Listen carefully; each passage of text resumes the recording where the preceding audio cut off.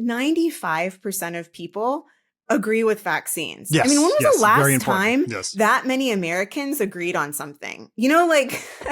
And so what I'm very concerned about is that the very minority representation is now, one, making these decisions, but also have this huge megaphone around this sort of stuff. And it's going to start chipping away at that 90+% of Americans. I'm very concerned about that. Welcome to Pod Save America. I'm Dan Pfeiffer. For our Sunday show this week, we're going to do a deep dive into Robert F. Kennedy Jr., the Make America Healthy Again movement, and the dangerous changes to vaccine policy happening right now.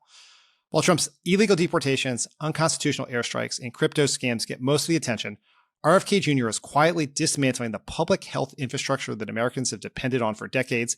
These changes and the rise of the MAHA movement are having a profound and dangerous effect on our science and our politics. My guest this week is someone who's been keeping tabs on MAHA and RFK Jr. since the very beginning.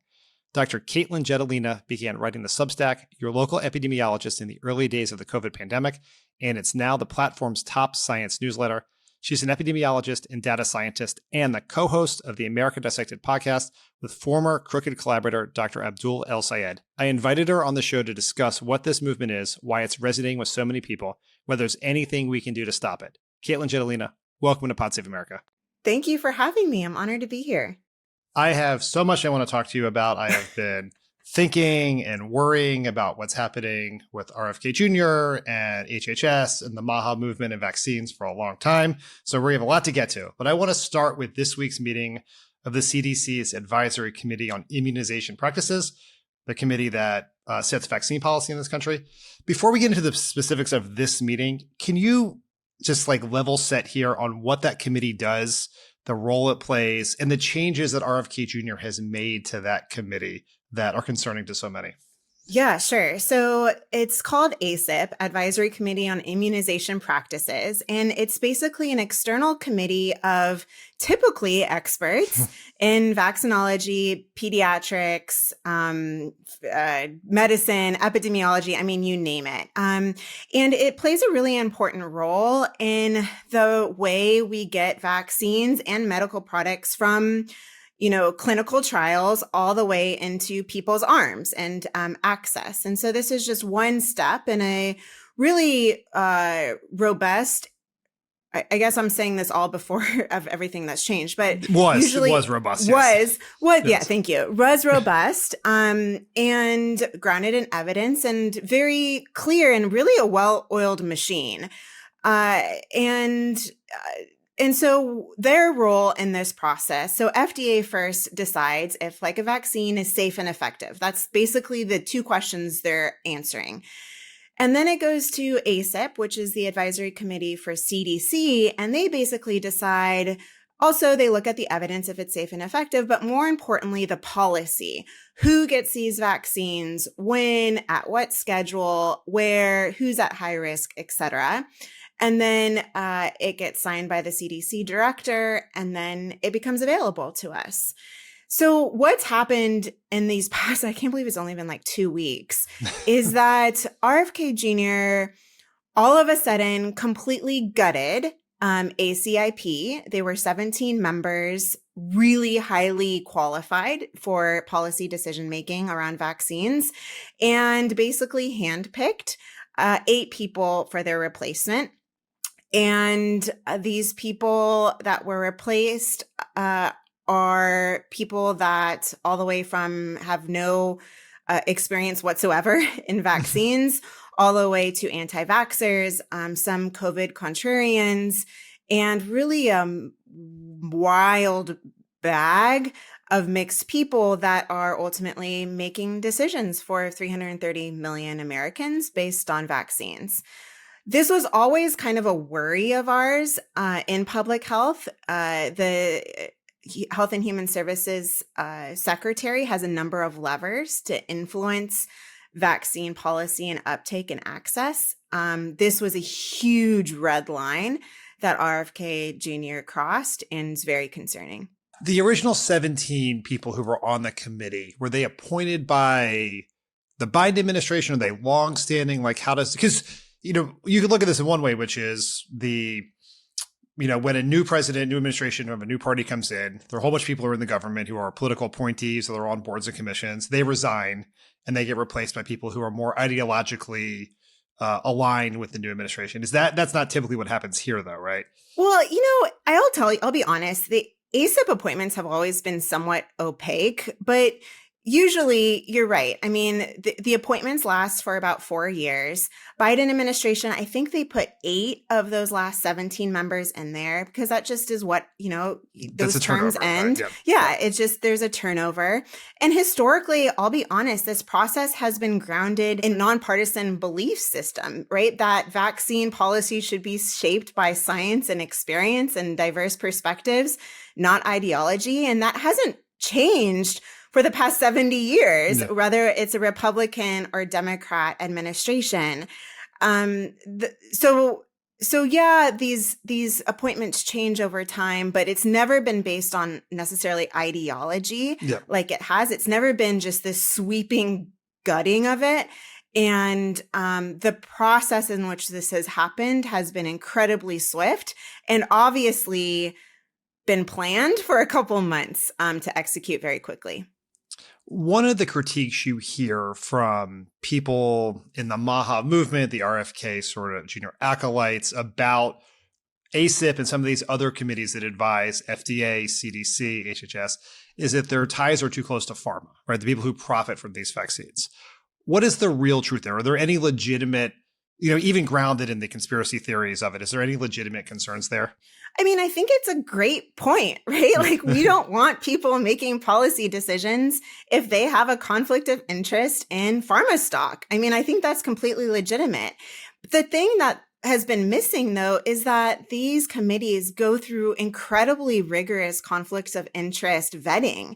Mm-hmm. And what's even more interesting to me is that RFK Jr. himself reaffirmed this process after he called for a full review of that ACIP, the last one's committee's disclosures, and nothing was found.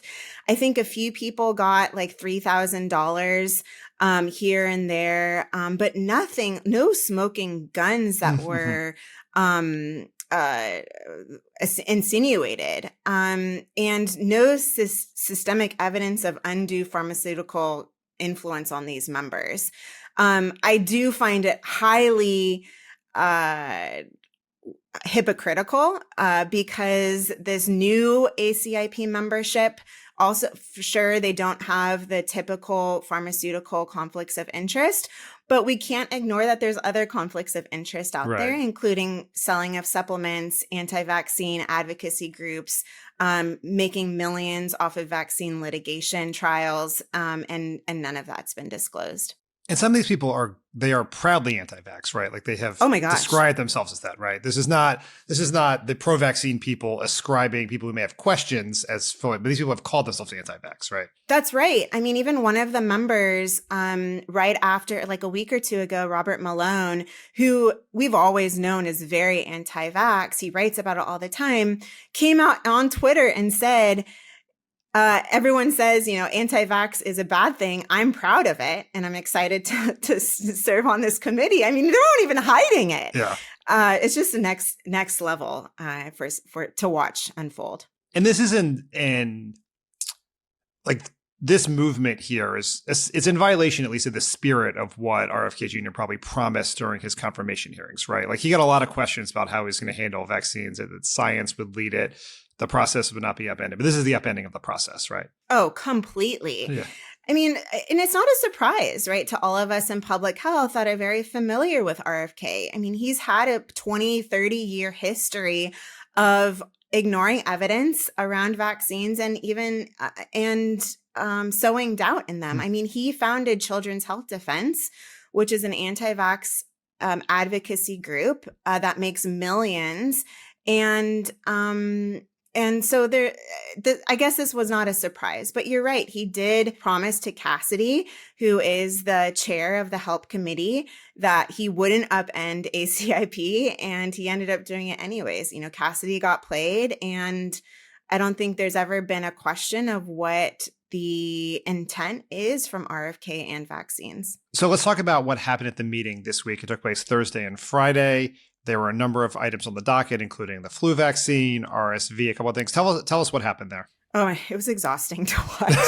I mean, it was basically watching a fox in the hen house, or foxes in the hen house. It followed the usual format. So if you just tuned in, it looked really legit. And some of it was, right? CDC scientists presented data, and CDC scientists demonstrated really high competence, thorough, thoughtful, well-prepared, listened to questions, answered.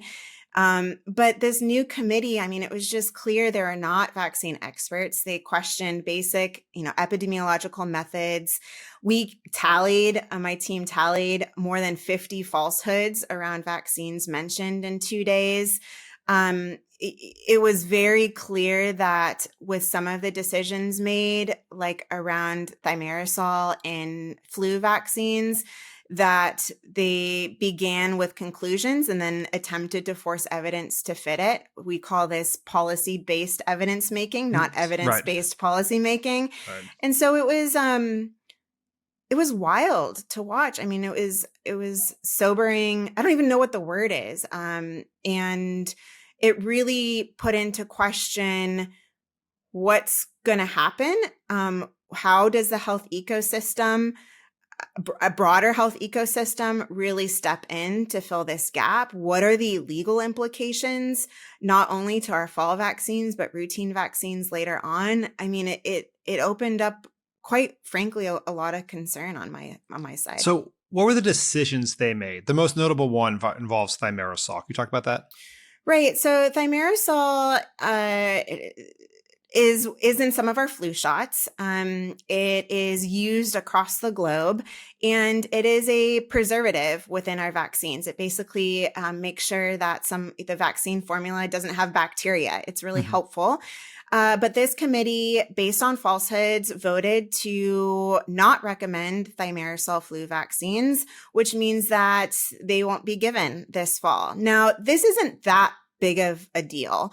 About 4 to 7% of our supply has thimerosal flu vaccine. So I'm not concerned about the supply. I'm much more concerned about the groundwork in which they did and how this is going to apply in the future to other vaccines like Hep B or HPV or measles vaccine, for example. I'm also very concerned about the ripple effects it will have on the global community, given that a lot of vaccines out there include thimerosal because it is safe. There's literally no evidence to show it's unsafe. And then there's also possible implications on pandemic preparedness, biosecurity risk, and the need to use this in future vaccines. And so overall, not a big deal, but does lay the groundwork. Thimerosal has been part of a long-running conspiracy theory tying it to autism, correctly? Yeah, it is. Yeah. And there's no evidence to support that. Just we're going to be very clear on that, yes. Correct. It's very safe. And it is based on basically in the mid-1990s, we didn't know too much about the toxicity. And so we actually removed thimerosal from the vaccines out of precaution. But since then, there's been so many studies that demonstrated that it's very safe, especially at the levels used in vaccines. The other decision was RSV, that we are going to have RSV protection. In fact, we are going to have another monoclonal antibody for infants for RSV. And this is not a vaccine, but it basically gives us antibodies, or gives our infants antibodies to protect against RSV. Interestingly, there was not a vote for COVID vaccines, and that is definitely not normal. And we need recommendations for fall. And so it leaves huge questions around what will be available to who and when this fall for COVID vaccines. And so what does that mean in practice? If they never vote on it, does that mean there will be no COVID vaccines? Like, how does that work exactly? I know we've never been down this road before, so you're speculating. Yeah. Well, that's the big question, right? So, I mean, we know right now that manufacturers are making vaccines, and they're based on last year's formula, not this year's formula, because FDA now says we have to do placebo controls that are not feasible and unethical, whatever, but they're making them. But the question is eligibility. And the reason that's a big question is because in July, in a few weeks, physicians and hospital systems need to order these vaccines. These vaccines then need to be distributed. Then the public needs to have an expectation of what to get where. The physicians need to be educated. And so there's this, the insurers, we need to know if insurers are going to cover it, right? Because usually insurers only cover what ACIP recommends. And so there's this domino effect of what happens after a June ACIP meeting in regards to fall. And there's so many unanswered questions. I'm not sure how this plays out. I do think what's going to happen is we're going to see the formation of professional societies like American Academy of Pediatrics make recommendations, and maybe even like a shadow ACIP to help fill this vacuum and get the fleet moving in the same direction. But I mean, time's a ticking. It's like there are so many like interests that are in conflict here, right? Where it's like you have these pharma has made these vaccines, right? And they want to sell them. Correct. You have insurance, which may not want to cover them because, and so it's just like, it's very like, we're obviously in the like sort of very dangerous uncharted waters. When does the committee meet again? Do they meet every month? October. They meet October. So we will be into flu and potentially COVID. Like the typical time, if I recall my many COVID shots I've had over the last 5 years here, we usually get the boosters in the fall, right? Like this is like, I think I get mine with the same time as my flu shot every year. Correct. Right? Yeah. And so it'll be October before they could even make a decision. So it's possible everything's on hold till then. Oh, October, they won't even make a decision. They're on to the next thing. They'll be talking about measles and vaccine schedules and everything in October. And so this was the meeting for that. And that's why there's a lot of confusion. And that's why the broader health ecosystem needs to step up. They need to find courage. They need to coordinate and have a united front to make sure that Americans have the confidence to make informed decisions. But they did approve the flu vaccine, right? Yes. So okay. Flu, RSV, I would say are guaranteed and everyone over 6 months or whatever, the eligibility is there and you need to get protected. COVID's the big question. Yeah. I mean, it seems like a pretty giant deal that the committee just took. I mean, I know a lot's happening in the world. That's one of the reasons I want to have this conversation is that like there's so much happening around all the other stuff Trump's doing. We're bombing Iran. There's these deportations. They're all huge deals. And like right underneath the surface, there's like massive changes happening to how public health is done in this country with real world implications to every person. And it like doesn't get the attention. Like in a different environment, the committee filled with anti-vaxxers taking a pass on even considering the COVID booster when we've done it for every year since the pandemic seems kind of crazy to me. It is crazy. And you're right. I do think it's going below the surface. I mean, I try with my newsletter. I know you're doing everything you can. I know. That's why we're having this conversation. Yes. Yeah. And there's a lot that people have to pay attention to. It's a magnetic storm and it's exhausting to try to keep up with everything. But it's our job in public health to keep really close tabs on this. And it's very concerning how it's unfolding right now. Pod Save America is brought to you by the NPR Politics Podcast. Take it from us. Politics can be tough to talk about. Yeah. You know? Tough to explain. Mm-hmm. There's a lot of crazy stuff going on. But that's why the NPR Politics Podcast is where you can go to decode what goes down in Washington and what every decision out there might mean for me and you. Every day, the NPR Politics Podcast team will focus on one thing and boil it down to 15 minutes or less. Think of it as your political multivitamin. That's why it's great. There's just like one topic you want to learn more about. They'll break it down, just 15 minutes. Perfect for if you're driving to work. And we love the NPR Politics Podcast. Listen now to the NPR Politics Podcast, only from NPR, wherever you get your podcasts. Do you ever look at political headlines and go, huh? Well, that's exactly why the NPR Politics Podcast exists. We're experts, not just on politics, but in making politics make sense. Every episode, we decode everything that happened in Washington and help you figure out what it all means. Give politics a chance with the NPR Politics Podcast, available wherever you get your podcasts. Pod Save America is brought to you by Strawberry.me. We spend about a third of our waking hours working? If you're lucky. And people feel stuck in jobs they've outgrown or never wanted in the first place. We've heard it all. What if the next move is even worse? I've already put years into this place. Who am I without this title? And that's just love it. And hey, those feelings, they are real. Mm-hmm. Your feelings are valid. But that's also why a lot of people are stuck.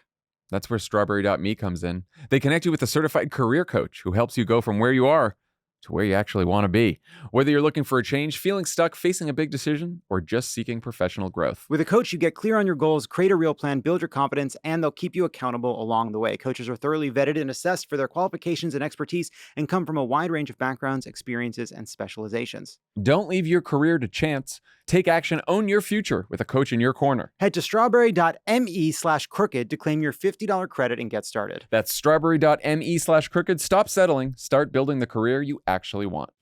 Does ACIP have to make recommendations on other longstanding vaccines? Yes. The one I'm thinking about most is MMR, the measles vaccine. Like I understand like every year they're going to approve or not approve these new things that are coming up or new vaccines that come on the market. I'm not even going to get into what happens if we have another pandemic and they have to approve vaccines. But just like we're obviously like we're in the middle of this measles outbreak. RFK Jr. and others have spread misinformation about the measles vaccine and how to deal with measles. Would the committee in a normal world would the committee weigh in and tell people to go get a measles booster, or how would that work? Right. So, and this is what I actually think was the most concerning about this ACIP meeting this week was watching them start to lay the groundwork for routine vaccinations. In fact, the ACIP chair announced 2 work groups that are going to look into the routine childhood vaccination schedule. And they're going to revisit vaccines that like hepatitis B and HPV and MMR vaccines. And so while they're very safe, they're very effective, we in public health see where this is going and incredibly concerned about the future of routine vaccinations. I think one question, people like you have a bunch of people who, now on this committee or this minority in the MAHA movement or the anti-vax movement who have concerns about vaccines. And now you have people who have always believed in vaccines, who vaccinate their kids on schedule, who's got the COVID vaccine, get their boosters. And now we have these questions potentially of a bunch of anti-vax cranks looking at our vaccines. Like you say in here that FDA are the ones who ensure the safety and efficacy. Like how much fear should there be that an RFK Jr. FDA is not, even one gutted by Elon Musk and Doge, is not doing that part of the process, right? So you have someone's got to test it, make sure it's right, and then you got a bunch of people who's got to approve it. How do we feel about the process in the testing and efficacy part?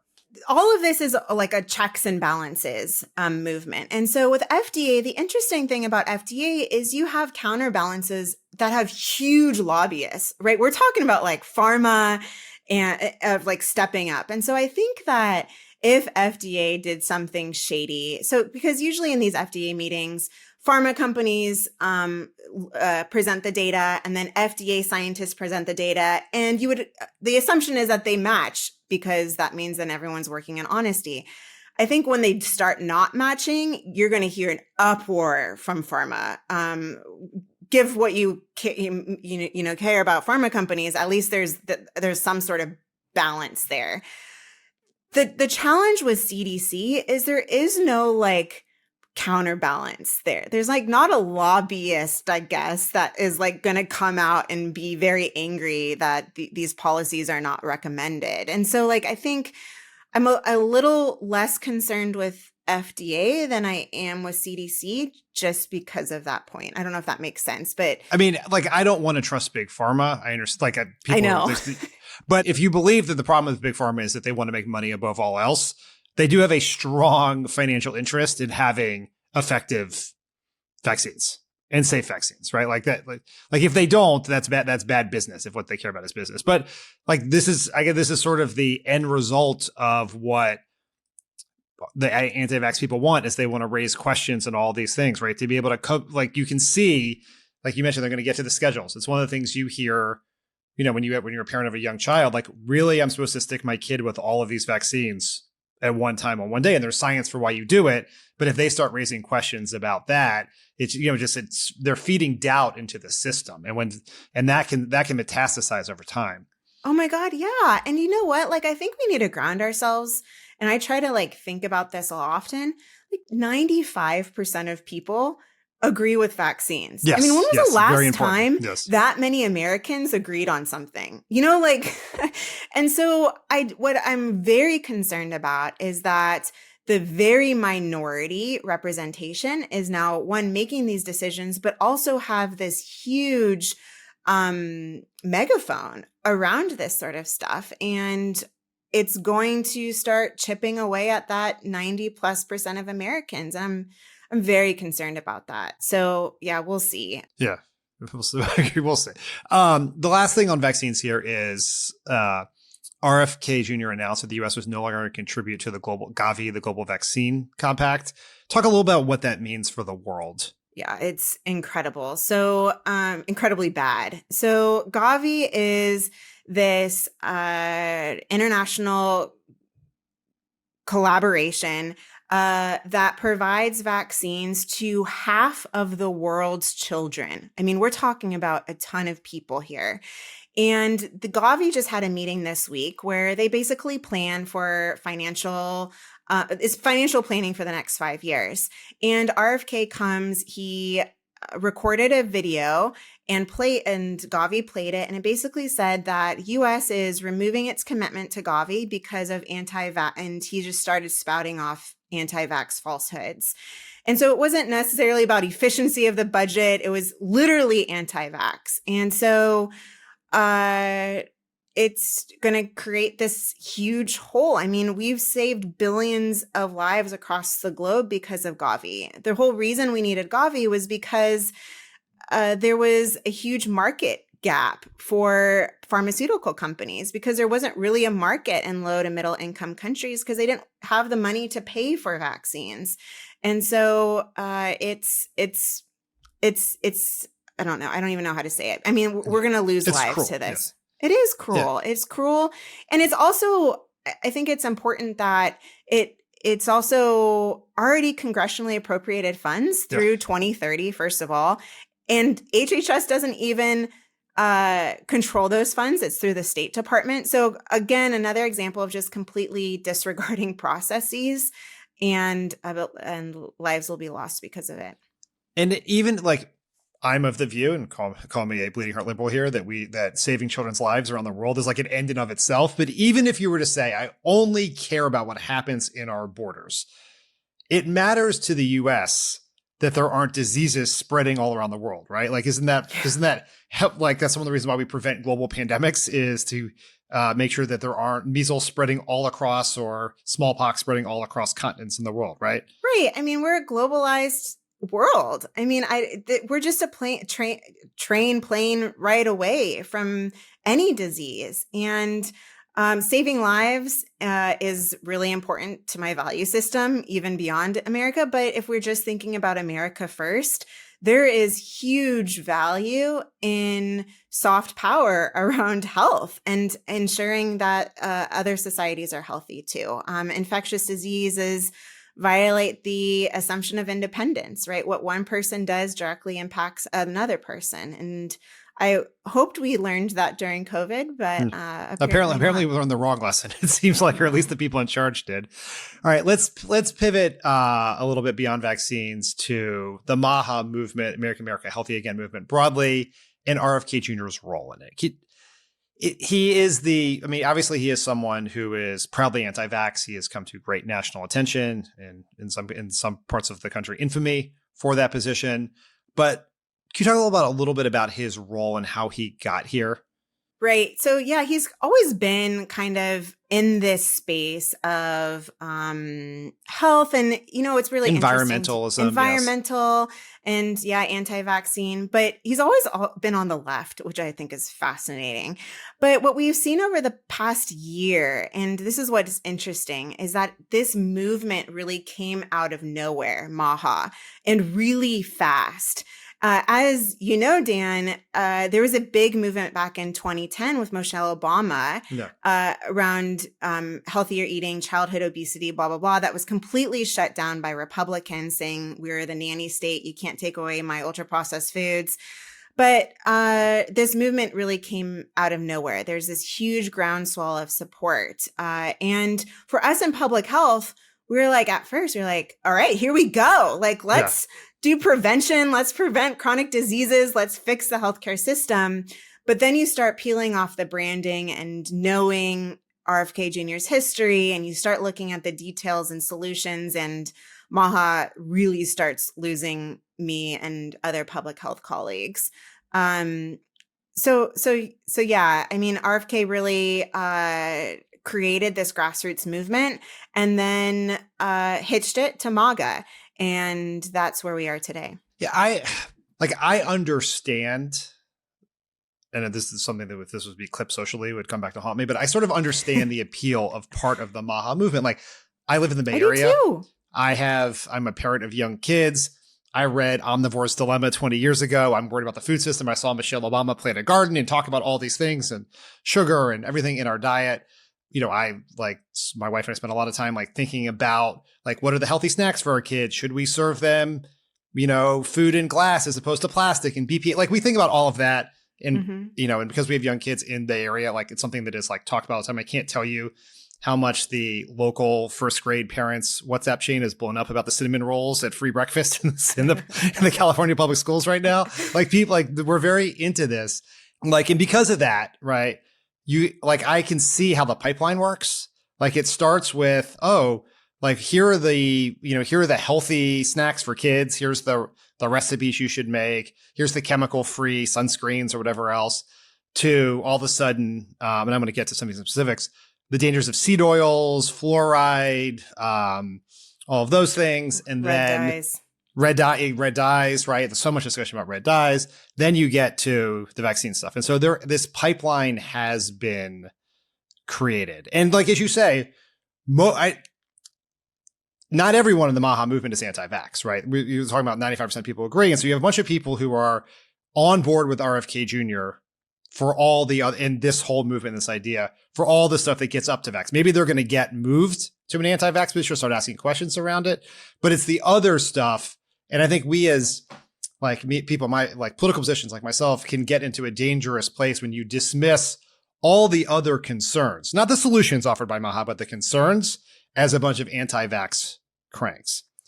But I want to go through some of the specifics because I have an actual scientist with me today on some of these things they're concerned about. And I want to start with seed oils. Okay. Which is like, I can't tell you how much seed oil content I see on Instagram and TikTok and the dangers of it. What does the science say about whether seed oils are bad for you or worse for you than other oils?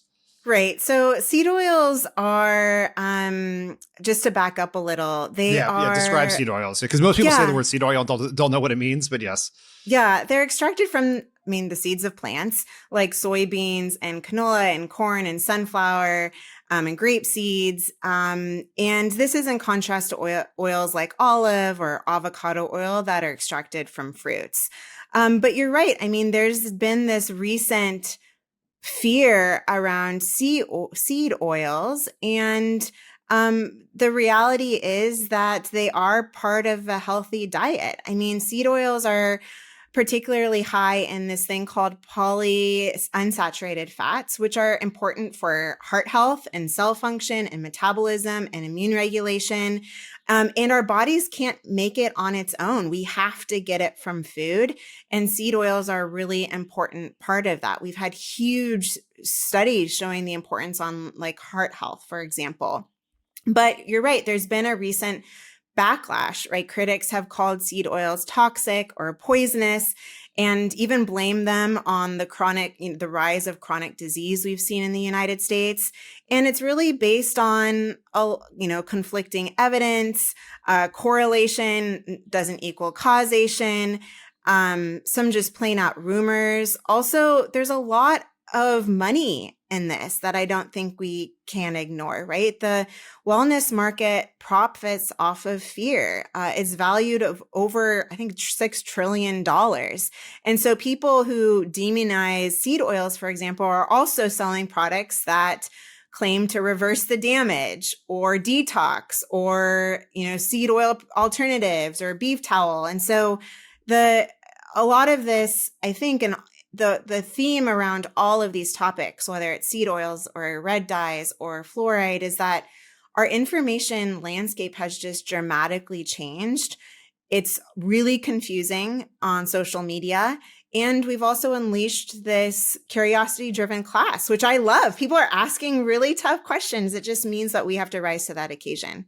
All right, so let's talk food dyes. Like, this is the one you see all the time. The argument is, while there haven't been studies, there have been these, and I saw the interview with the head of the FDA and Megyn Kelly recently, where Megyn Kelly was very concerned that she was going to make a birthday cake for her daughter and she looked at the icing and it had all these red dyes in it. And then the FDA head went on this long thing about the dangers of dyes, and that although there weren't studies on it per se, there's a lot of anecdotal evidence of parents who took their kids off dyes. You hear all the time, the dyes we use in America are banned in Europe. If you buy Fruit Loops here and Fruit Loops in Canada, they look very different because of the dyes. So it's like, what is the reality about the dyes we use compared to the other countries? And what are the risks of dyes at all? Because, I mean, they're being banned in states across the country. Even here in California, Governor Newsom signed a bill that did it in school lunches, I believe. But it's like, what's the reality here? Yeah, first of all, the reality is, contrary to popular belief, a lot of these dyes are allowed in Europe. They are not banned. They just have different names, right? They have different names. I'm like, Yes. guys, come on, like, let's start using. Anyways, so they have different names. So first of all, yeah, it's not banned in Europe. There has been some like rat studies that have looked at red dyes. When we look at it in human studies at the dose, we usually get it. There has no harm around it. With substances, dose is the toxin. I mean, water can be toxic if we have enough of it. And I think, fine, if you want to take out red dyes, fine. But like, candy is also still candy at the end of the day. And I also think that with this red dye discussion, and honestly a lot with MAHA, with this individualistic approach, it fails to look at the trade-offs at a population level. And it'll be interesting to see what those trade-offs are for red dyes. But natural colors are more expensive to make. They're less consistent and they have less shelf life, which means higher food costs and potentially more food waste. So there's a trade-off for people that can't afford these very expensive foods. And we are really losing, what is the saying? The forest for the trees. For the trees, yeah. Right, yeah. Because there are huge changes that need to be made to our food systems. Red dye is like the small, it's like going to be turning our wheels to fix the chronic health problems. We're not tackling these root causes, which is frustrating to see. So there would probably be no health downside to switching to beet juice for red dye, where I think that's the natural alternative. But the argument against would be, I guess, just want to like kind of just drill down this. One, food costs would go up. So that's one of the reasons why we have these dyes and these chemicals. They would spoil more. And ultimately, the big thing is we're not focused on the things. Like, we should be getting kids to eat less candy, period, not less candy with dye, is sort of the way you'd say it. Right. And like food deserts and food Yes. insecurity and industry influence and like all of these big things that really impact behavior. And I don't think this is it. I think the other interesting thing is, yeah, you're right with shelf life and making it more expensive. Also, it's important to know some people are allergic to beets, right? So some of these natural colors may pose an individual risk with food allergies too. So there's important implications, but like, we need to step back, and if we're really going to move this needle in the United States for health. I mean, so let's do fluoride now. Fluoride, the state of Utah has now banned adding fluoride to public drinking water. I mean, really, for most of my life, if you ever heard anyone talking about fluoride in the water, it was like a real sign that they were a kook, right? Like, you would cross the street if someone was talking to the other side of the street if they're talking about fluoride, and now it's becoming public policy. What is the truth here, especially given how much fluoride we get in our toothpaste and all of that? Yeah, so fluoride is really important for our teeth. This is why toothpaste contains fluoride, why dentists supply it to us directly. I think the question that's being debated right now is whether we should add it to our public water supplies. We started adding fluoride in the mid 1900s, and it really helped decrease cavities, like an incredible amount. I think that once, we've started introducing fluoride in toothpaste, the benefit is definitely more modest. Like, let's be honest with that, right? Like especially, well, I'll get to that in a little, but it's definitely more modest, but there still shows clear improvement. For example, we've had case studies like in Calgary, they banned fluoride in just 5 years. Cavities increased almost twofold. And use of antibiotics increased eightfold, right, due to bacteria in teeth. And they ended up putting it back in fluoride in 2021. So we still see it's important. But what's even more important is that, and this is where public health comes in, is that the public water system reaches everyone equally. And so fluoridation mitigates the impact of disparities in access to dental care in the United States. Low-income families struggle to, one, find dentists that take their insurance, like Medicaid. If they have insurance at all, right? If they have insurance at all. Yeah. There's definitely dentist deserts, right? So access is an issue. And, going beyond cavities, poor dentition can be a source of stigma for our kids in schools. And, I think that this really highlights what public health is that it's an invisible intervention. You don't really think about it much. It's incredibly safe at the doses we receive, and it benefits the most vulnerable. And so when we remove fluoride, me and San Diego and my kids are going to be just fine. We go to the dentist, we can afford toothpaste. But what I'm very concerned about is the health disparities gap is just going to increase and increase. And that has major implications for Americans. Would you say, in all the concerns we have about our water in this country, fluoride is low on the list, right? Like between pollution and chemicals. Yes. This is sort of the point here, right? Which is like what we're bringing. This is why I think one of the dangers of the MAHA movement, because it's taking a legitimate concerns about health, a broken food system, trying to feed a family on a limited budget or what they're fed at school, right? Like you want to do that, but then the answers are not answering the real problems, and they're kind of distracting from the real things that we should be addressing, right? It's totally true. And that's what's so confusing with this MAHA movement. I mean, Dan, you mentioned you're totally game for some of these things, and I am too. But it's mixing really reasonable statements with, one, outright falsehoods, but also, two, just like not the solution, which will keep our wheels spinning, right? They're distractions or misdiagnoses. And we don't have time, right? Like our health isn't great in the United States, right? We need to do things better. And it's hard to watch. More from my conversation with Katelyn Jetelina after this break, but first, some housekeeping. If you like Pod Save America, you'll love my newsletter, The Message Box, which dives deep into what's happening in our politics, how Democrats can return to power, and has actionable ideas on how each and every one of us can do our part to defeat MAGA. In my latest post out this morning, I wrote about the lessons that every Democrat running up and down the ballot in districts as blue as New York City and red as West Virginia can learn from Zohran Mamdani's incredible victory in New York City. If you want to follow along and join the conversation, head to the incredibly cringeworthy, incredibly embarrassing website, crooked.com/yeswedan to unlock a 30-day free trial of MessageBox for Pod Save America listeners. The Supreme Court's conservative supermajority just paved the way for red states to defund Planned Parenthood. Their decision undermines access to abortions, cancer screenings, and all reproductive health care for millions and millions of people on Medicaid across the country.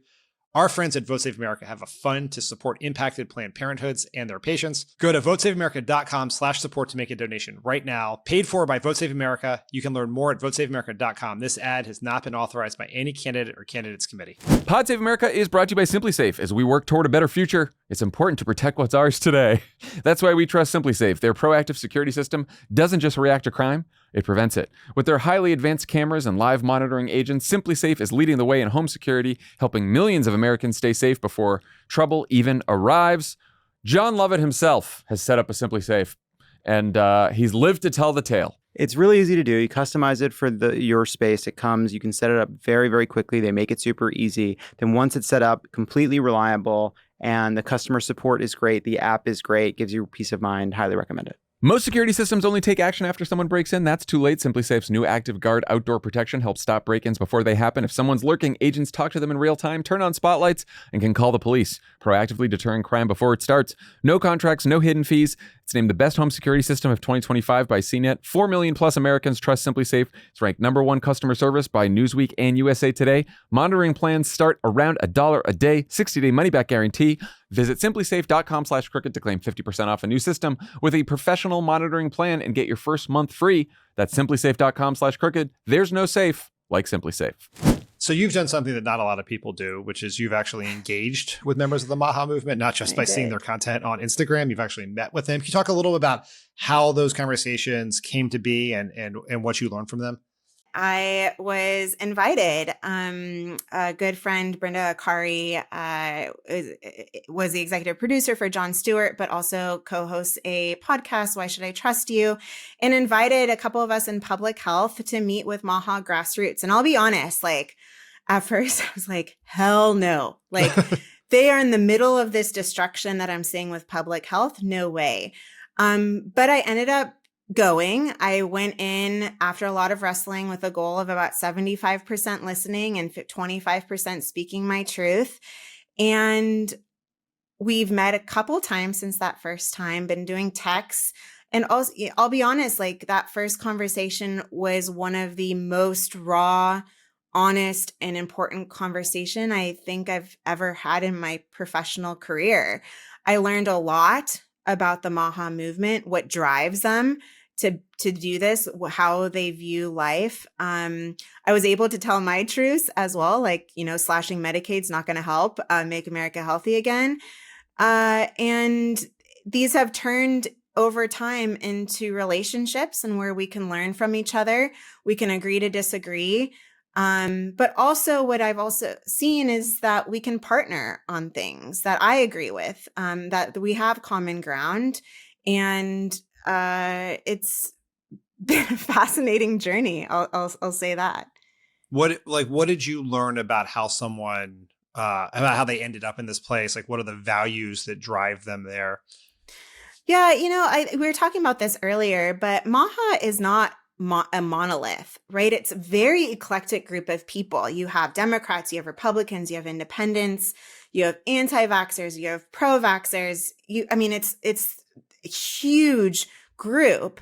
And so, but what I learned was a common theme is that everyone in this room has had a story of heartbreak, betrayal, and mistrust from the health system, whether it was a mom caring for an adult with autism, or a family ripped apart from the opioid epidemic, or a small business owner that had to survive pandemic shutdowns. They were lived experiences, right? They're painful, they're messy, they're very human. And what matters the most to them is that these systems that were built to protect people didn't show up for them when they needed it. And so they are going to other sources and other voices that see that and respond to that.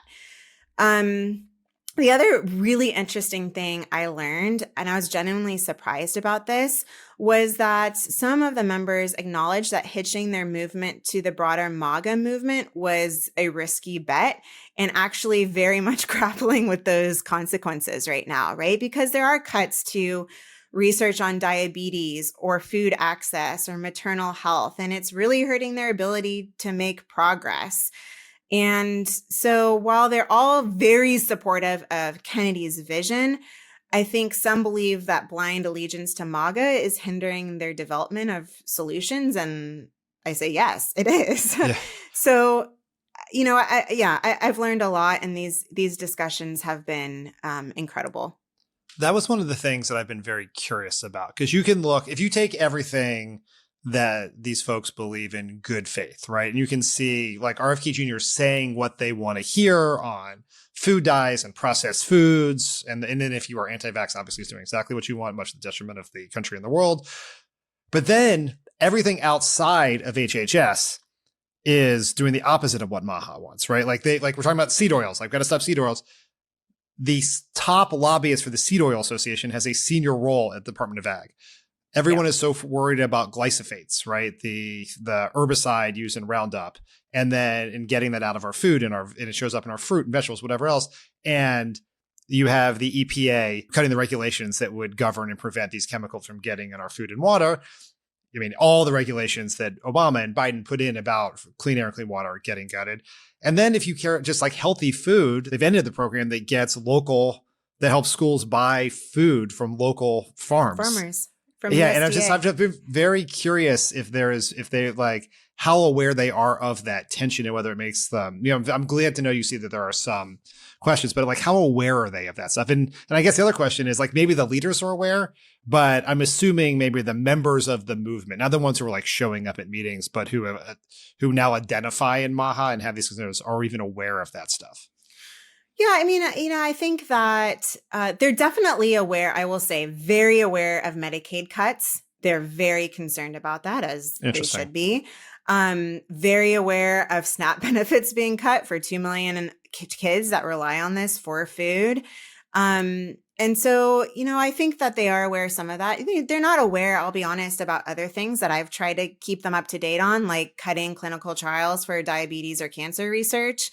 Because like we said at the top of the hour, there's just so much to pay attention to. But I think the ultimate question they come to answer is, are we making more progress within MAGA than when we wouldn't have been through there? And what their conclusion is yes, is that even though we've hitched our wagon to this, we're still doing some important work, and that was better than before. And I think that they hang their hat on that. Yep.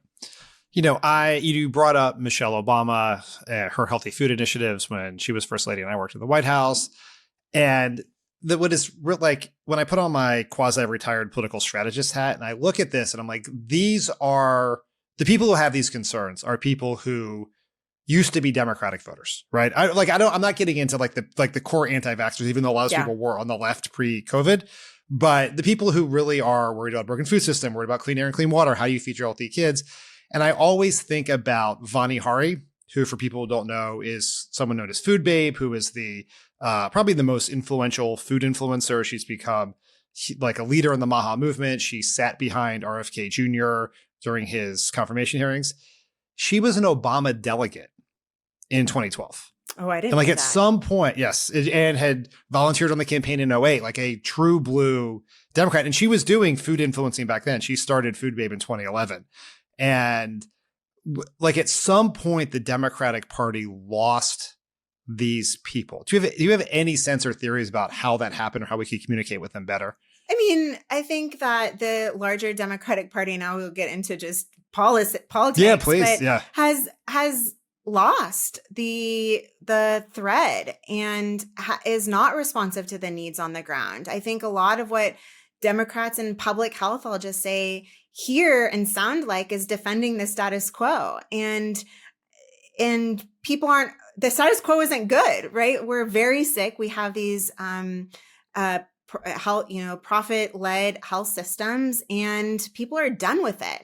And so I do hope that people see this groundswell, that they listen to these concerns and provide alternatives to RFK Jr. I'll say, I think, through these discussions with MAHA, one of the most hopeful things is I've seen a ton of opportunity, that there's these huge fractures between MAHA and MAGA. Well, guess who else cares about making Americans healthy is public health. It's Democrats. And so what is the strategy for that? I mean, one example is I'm surprised no political party has taken up healthcare costs. And I think that's a huge opportunity right now to gain a groundswell, to create a movement and to push us forward to a better healthcare system. So I guess I think that people moved because people weren't being listened to and, or being spoken to, I think in this case. Spoken to or spoken with, right? Yeah, exactly. Engaged. Like RFK Jr., long before he was running for president and then becoming HHS secretary, was like omnipresent in the wellness space, right? He's talking to Mark Hyman. He's on all the podcasts. He's talking to Vani Hari. He's doing all these things. And there was no Democratic voice there like that. From 2008 to 2012, you had Michelle Obama. She was doing those things. it was easier in that information ecosystem that if the First Lady of the United States, was talking about these things, that everyone in the world would hear about it because then, it worked. But now we're all in these information bubbles and these these interest aligned, the way I was thinking about this from a communication perspective is we now, because of the way Instagram and TikTok and YouTube work, the world's on an interest graph. It's what you're interested in is going to send you down a path. And so the people who are opting into wellness and health and that sort of stuff are not people that Democrats have not been going into those spaces to speak to those people. And so, conspiracy theorists love a vacuum, right? And there is a vacuum. I mean, there's a clear vacuum. And you're right. I think that largely Democrats have this top-down approach to communication where information flows linearly. We are the experts in the ivory towers, blah, blah, blah. What Republicans do and MAHA does incredibly well is this bottom-up approach. Is you talk to people, you activate networks, you meet their needs, and people love that. And I love that. I don't blame them for that, but let's do it in an evidence-based way is where we really need to step up. Have you thought about, from a public health perspective, right? Like I come at it from a political persuasion perspective. How do we get these voters back? How do we persuade them about what Trump and RFK Jr. are doing is wrong? But ultimately we have to communicate, it's the job of public health to communicate people how to keep their family safe, what vaccines to take. Have you thought about if the MAHA movement taught you anything about how the public health world should communicate differently with the public? Oh my gosh, yeah. I mean, I've been on this adventure the past 5 years just doing my newsletter. I've learned a ton about this. But you're right. There's a value of nuance, right? Never underestimate the public. They want to know what mRNA is, what red dyes are, and if they're safe. I think there's huge power in trusted messengers. So how do we start engaging physicians and librarians and whoever that people get their information and trust also? There's this importance of meeting people where they're at. And there's the thing I think we're missing the most is creativity needed to develop these two-way streets, like with MAHA group. In these MAHA discussions, after I was like, hey, can you guys help me write or just look over my FAQs around routine vaccinations? And they sent me back this incredible feedback. And fascinating. It was, and even better. And I was like, I integrated their feedback and they wanted an added question answered. And I just sent it back saying, so thank you so much for doing these routine vaccination questions. And they're like, no problem. We sent this out into the entire MAHA network. And so there's this value of engagement and co-developing and the idea that curiosity can be a bridge. And I hope that public health needs to learn that as quickly as possible. The Democratic Party needs to learn that as quickly as possible. Or there's going to continue to be a void. I mean, that's just how communities thrive. And we need to empower individuals at this moment. Do you think this group would be open to talking with someone like a Democrat, like, I don't know, Cory Booker, who's a vegan and has talked a lot about our broken food system in a lot of ways, would think they would want to engage with someone like that? Yeah. I mean, I think that what I have heard them say to me, at least, is everyone treats MAHA like they're radioactive. And so I think that there's really opportunity. I mean, I'll be honest, they're kind of radioactive in some things, but there's other things that it's really worth engaging on. And we've seen that. I mean, they've started talking to other public health leaders around Medicaid. We're partnering with nutrition. We're partnering with toxic water. And so it's happening. I think it just matters of everyone, take a deep breath. Let's try to find that common ground and work from there. Last question for you. If we're having this conversation because I'm sort of obsessed with the wellness to MAHA to MAGA pipeline, how we get these people back. The Vani Hari Obama delegate to RFK Jr. surrogate thing haunts me in my brain. How did we lose that person? That we should not be losing Obama delegates to become RFK Jr. Acolytes. But one of the things is that I would hope that as Democrats move forward, we would come up with our version of a MAHA agenda, like what we would go to these people, it's not just the people who self-ID as MAHA, but like just people who have legitimate concerns about our food system, chronic disease in this country, worried about their parents, their kids, et cetera. In addition to healthcare costs, are other things you think that Democrats should be talking about that would be like persuasive, but also more effective than these sort of obsessions with seed oils and red dyes and those sorts of things? We need to provide an alternative path. I mean, it's that simple. I mean, what is our plan, right? Our plan is not to go back to 2024, 2019. Like, what do we want to see in the world? What is our solutions to this fucked up healthcare system?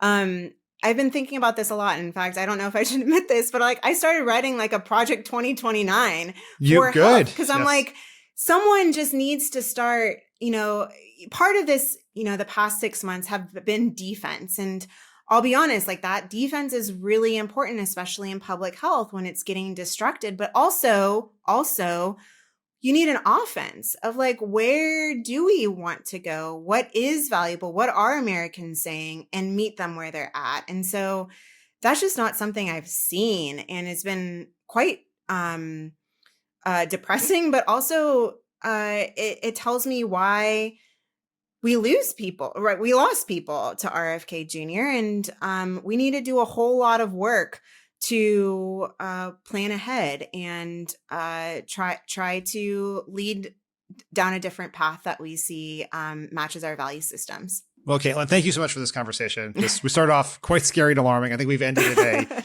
relatively hopeful place. As you put the finishing touches on your Project 2029 Healthy America agenda, let's talk again, because I'm very fascinated in this. And this has been really a great conversation. Absolutely. Thanks so much for having me, Dan.